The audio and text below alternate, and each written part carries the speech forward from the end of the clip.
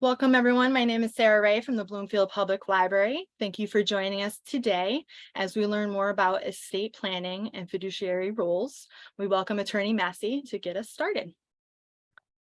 Hi, good morning. My name is Colleen. I am one of the attorneys at Sapega Daily Pope and Perry. Some of you may have participated in a webinar a few weeks ago, I believe, by my colleague, Attorney Lara Bomser.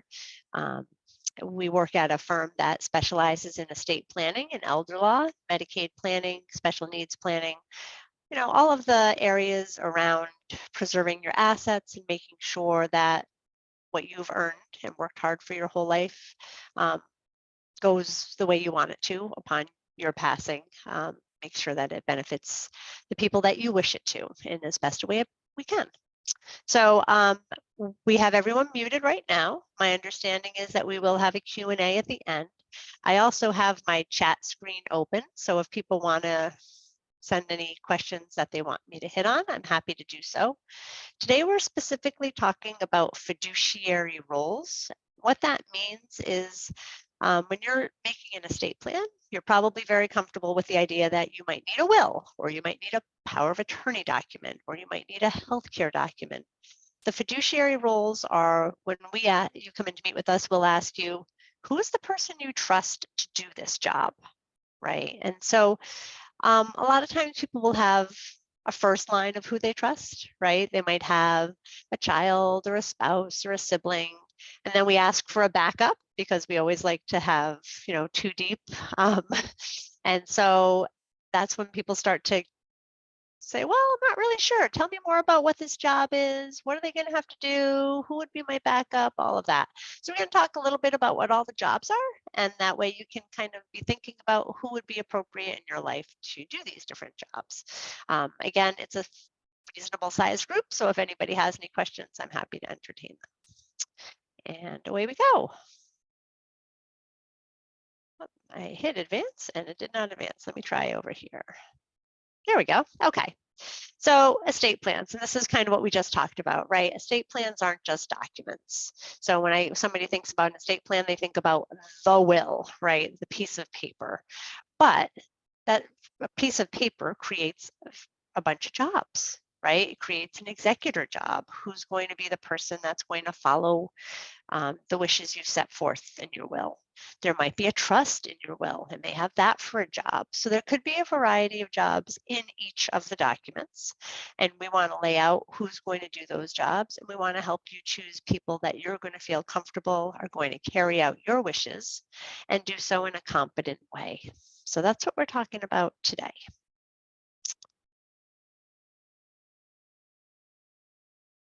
So you'll hear this term fiduciary, and we've been hearing about it. I hear about it actually a lot on the radio when I'm hearing ads for financial planners, because a financial planner doesn't necessarily have to be a fiduciary.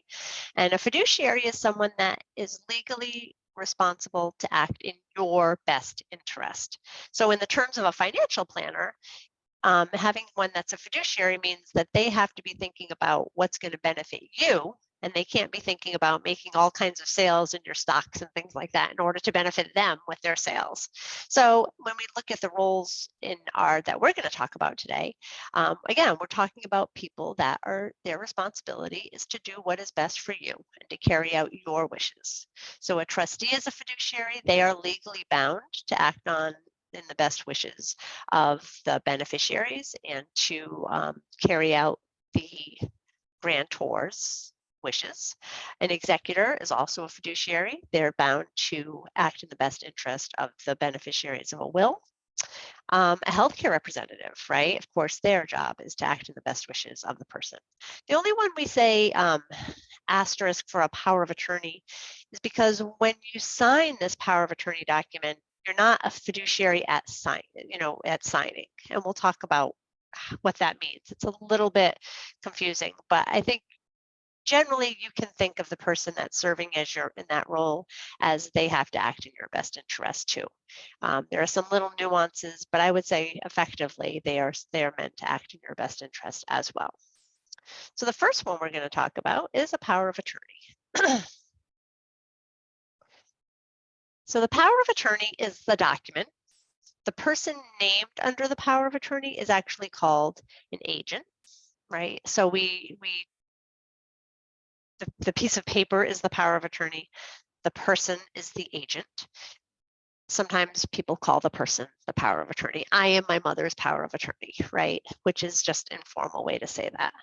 Power of attorney is a document that enables someone to perform legal and financial acts on your behalf. So they can go to the bank for you, they can sign a legal document for you, they can do all of these things, which is, I find in my role as an attorney, it's super helpful when people have done this in a timely manner and they have it as part of their plan. I see all the time, we'll have a child come in, an adult child, and say, my parent needs help with such and such. And they come in to talk to us about get some advice. And if they do not have this authorization on this power of attorney document, we can't talk to them about their parent's estate plan. So if you can execute it at a time when you're healthy and you're able to do so, we strongly recommend this. The power of attorney document allows someone to, like I said, make financial decisions, some legal decisions on your behalf.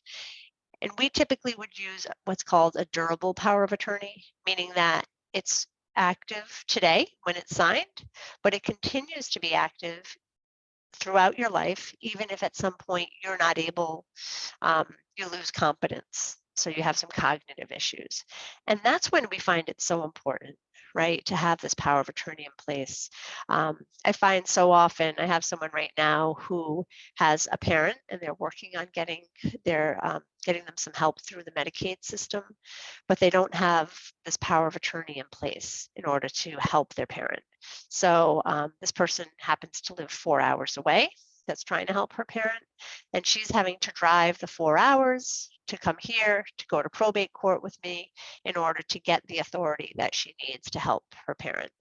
If her parent had, when they realized they were having some cognitive decline, or at another point in their life when they were able, had signed a power of attorney document, then it would have saved their child a lot of work, a lot of time, and a lot of money, and a lot of stress. So we do strongly recommend having this in place. It is only in place during that person's life. So I often will hear a client say, oh, after mom died, I tried to go to the bank and close her bank accounts and they wouldn't accept my power of attorney. Right, they can't. Once your parent or your person has passed, the power of attorney at that point is done.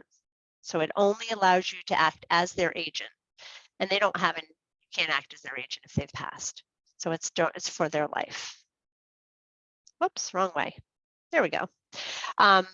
So what does it do? The power of attorney, the person can manage your financial life if they need to. Sometimes we'll have a client that says, you know what, I can't manage my finances anymore for a variety of reasons.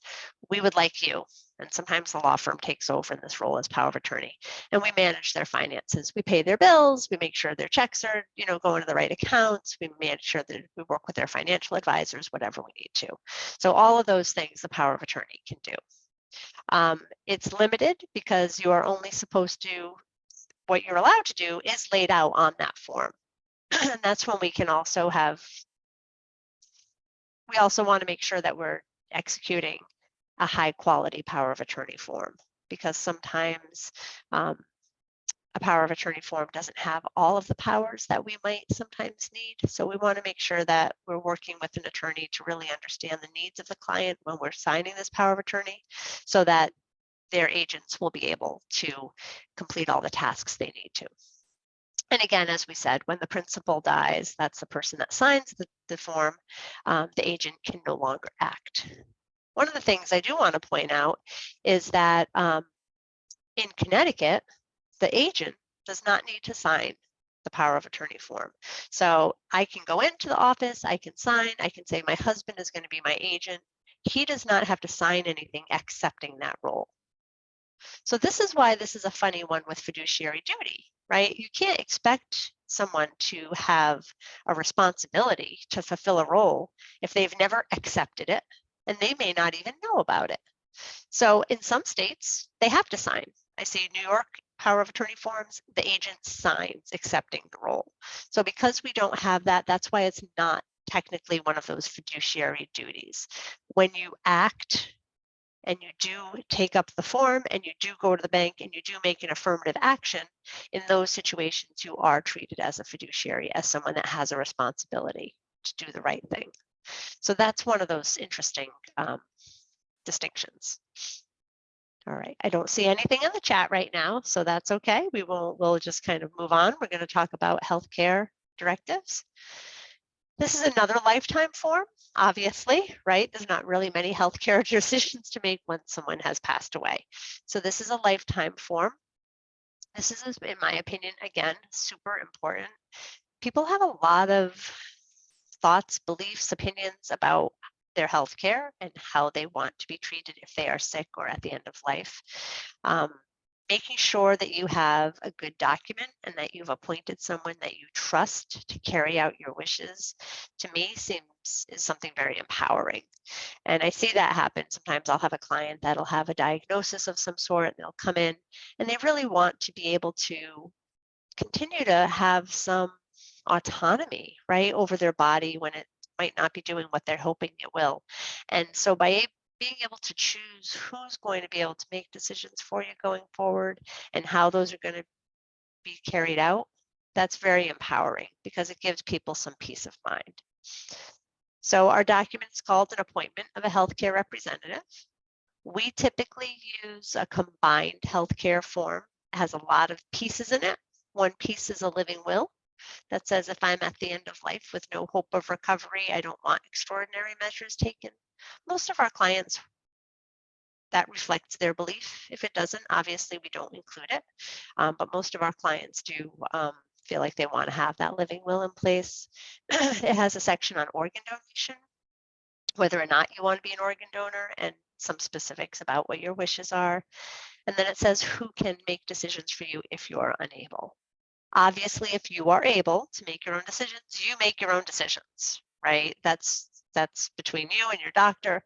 However, if at some point you are not able to, either because you're have a medical issue that's got you incapacitated or you have a cognitive issue, then you're saying who you would like to be in that role and make those decisions for you. And it goes without saying that this power, of course, does stop on death. There are no more healthcare decisions to make at that point. So what is this person's powers? This person has the powers to make healthcare decisions if you're not able to. They can accept or refuse treatment on your behalf if you're not able to. Again, the limitations, it's only if you're not able to make your own decisions, and they're based on your wishes to the extent they can be known. So our document is a fairly straightforward document, and it has some basics. Some people want to have a lot more information to convey to their decision makers. There are a variety of other tools for that we're happy to point people in the direction of. One of them is called the 5 Wishes. You can look it up online. I believe there is a fee to download it, but it's very, very specific and detailed. And I've taught entire classes to clients over over 3 or 4 weeks about this document and how to fill it out and how to have these conversations with people. So if this is something that is very concerning to you, that's a really great resource for you to look at the 5 wishes and see if that would be helpful to you to think through some of these end of life decisions. Otherwise, the basic documents we certainly can provide at any law firm can do that. All right. Moving on. So this is the one that people think of, right? When people think of estate planning and jobs, this is it, executor. And there's executrix, although I will say that we don't use that term anymore. That used to be for a woman executor. I think there are still some law firms that use it. It's kind of gone out of favor, right? So I don't see that very much anymore. So who is the executor? The executor is the person that you've named in your will to manage your last will and testament. So your last will and testament is the document that controls what happens to assets that you own in your own name, right? So the reason I say in your own name is because if you own something jointly with another person, that asset automatically stays with that other person. So that doesn't get controlled by your will. So assets that you own in your own name, upon your passing, pass through your will, and your executor is in charge of reading your will, making sure that the directions that you've provided in your will are followed. So each will is going to name who the person would like to name as their executor, but they're really only needed if there's a formal estate process. So Connecticut, you need a formal estate process if there is real estate or there is more than $40,000 controlled by the will. Otherwise, it's handled more informally. So this person doesn't have to accept. Again, they didn't sign the will to say, I accept this job as executor. They can decline to serve. We always do like that backup, as I mentioned, for the executor as well. And their job is going to be to, like I said, marshal all the resources, see what's out there, read the will, and see what needs to be done. If there are resources that require a probate process, they will represent the person who has passed in probate. They can hire a lawyer, right? They don't have to do it all by themselves. So that's an option too. So if there's a lot going on, sometimes people are concerned about that. Well, I don't know if my sister can handle dealing with all that. Well, she can get help, right? That's one of the options. So this is what a executor does. And in Connecticut, again, as we said, an executor is not needed if the probate assets are less than $40,000 and there's no real property. So that is an important distinction.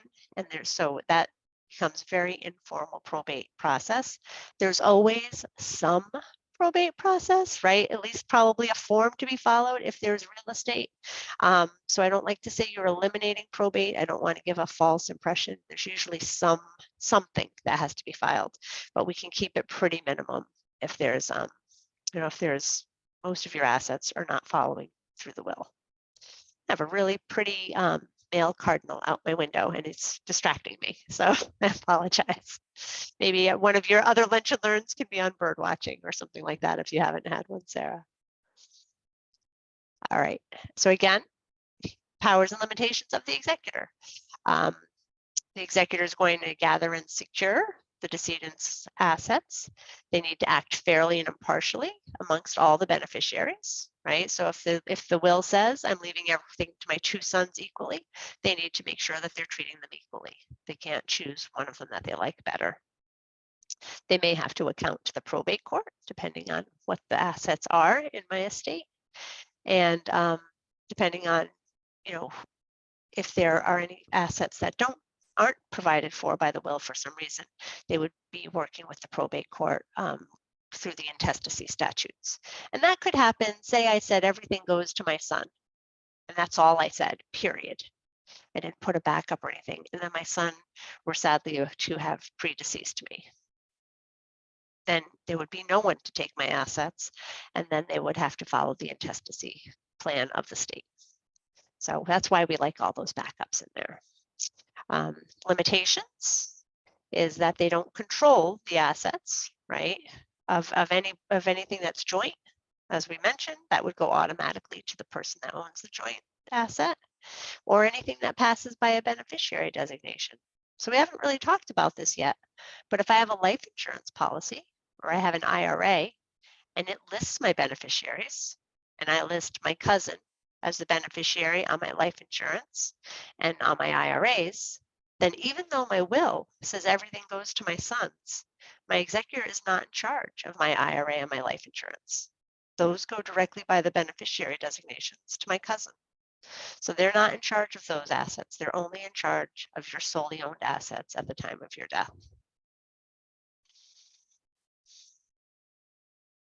All right. Let's see. All right, trustee. We're moving right along through this. So a trustee, a lot of people have a lot of questions about trusts. A trust is a legal entity. It's just a piece of paper, really, and it creates a structure for you to hold assets. So There are a variety of reasons for trust. There are a variety of types of trusts, but every trust will have a trustee, and that is someone that's managing the assets that are within the trust.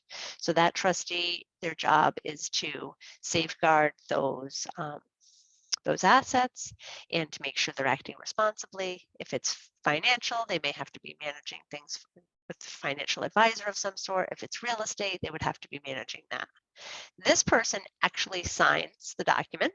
They come in. So if I'm setting up a trust and I have my son as the trustee, both I and my son have to sign. He has to accept that job. And this person is different from all the other roles, right? So we just talked about a power of attorney and a healthcare representative. Those people act during my life. We talked about an executor. That person acts after my life. The trustee, they can have a role during my life and after my life.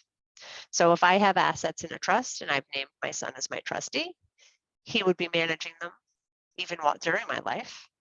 And then upon my passing, he would continue to manage my assets. My trust might say, upon my passing, I want him to distribute them out, and he would have to follow again. Just like your executor follows your will and does what the instructions in your will say, your trustee is supposed to follow the instructions in your trust and do what your trust says. So this person can act before and after your death, and this person has to accept this job, right? You can't be a trustee without knowing about it. So that's an important thing. The trustee can be a variety of different people. The trustee can be the same person that sets up a trust. So a lot of you may have heard of a revocable living trust. So that would be if I set up a trust to place my assets in, I can be the trustee of that trust if I want to be. That's an option. Sometimes the trustee is also a beneficiary. So maybe I set up my son as my trustee, and he's also going to be one of the people that benefits from the trust. He can be both of those things. So your trustee, there's a lot of different options for how a trust works and what purposes a trust serves. See if I missed anything.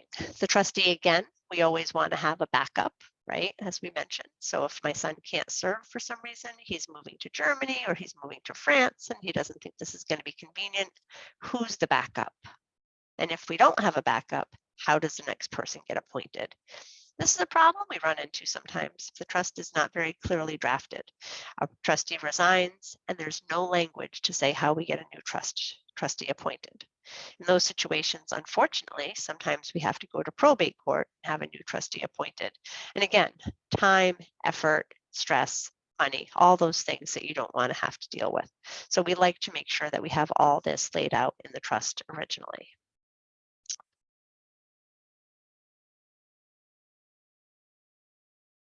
So the powers of the trustee, they manage your assets before and after death, and or after death. It should be, because sometimes there's a reason that it might spring forth at some point, and they have control over the assets. This says exclusive control, and I think that can be a little bit confusing because you can have co-trustees, right? I can have my two sons as my trustees.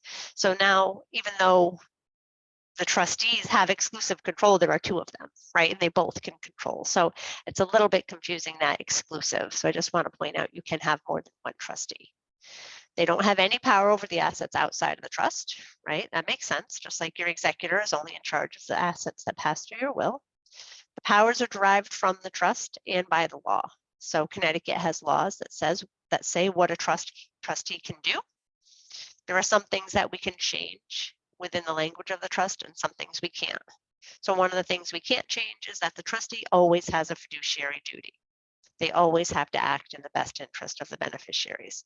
We could write right in the trust, we don't want the trustee to have to act in the best interest of the beneficiaries. I don't know why we would want to do that, but we could. It wouldn't change a thing. The law says that the trustee has to act in the best interest of the beneficiaries. And then we have a new trust law, like I said, was in 2020, the Uniform Trust Code, and it has some trustee requirements. So we're going to talk about those right now. So the Uniform Trust Code, its real goal, when I read through this, what I come away with is it's really written to give the beneficiary more rights and have more transparency between the trustees, the grantors, and the beneficiaries. So there are a few things that are in there. And so I think as long as you think of it that way, that it's trying to make sure the beneficiary understands their rights and all of that, you're going to have a good understanding of how this goes forward. So one thing is that if there's a new trustee, right? I had one son, like I said, he stepped down and moved to Europe. The other son is stepping in. Well, the new trustee has to tell the beneficiaries, hey, I'm the trustee now. That makes sense, right? The trustees have to send a financial report every year to say how much money is in the trust, um, how the money in the trust has been spent, that has been spent, where it's invested, those kind of things. So again, information to the beneficiaries. If the trustee or if the grantor, when they're setting up the trust, doesn't believe the beneficiary is going to really get a lot out of those reports, or it may harm the beneficiary in some way. And there are a variety of reasons someone might have these concerns. I've had families with a number of issues. Some might have a family member with an intellectual disability that won't understand the report. I had one family that had a child that had, obsessive compulsive behaviors, and they were worried that seeing the report would kind of trigger them. So if a family doesn't believe that their beneficiary will benefit from that annual report, you can put a designated representative in place, someone that can get the report for that person and make sure that the trustee is doing the right thing, acting in their agency capacity and all of that. So it's a new role. I think only DC, Florida, and Connecticut have that role. And it's only been since 2020 that we've had it. So we haven't had a lot of experience with that. But it is, it's an option for families that don't think their beneficiaries will get much use out of that annual report. So as I had mentioned to Sarah, this is a fairly quick and quick overview of these roles, but I'm happy to entertain questions either about these roles or about some other estate planning questions. The only thing I would say is I can't answer specific questions, right? If you say, well, my mom, this happened, I can't answer those. I can only answer general questions about how documents work or things like that. But I'm happy to hang out and answer some questions if anyone is so inclined.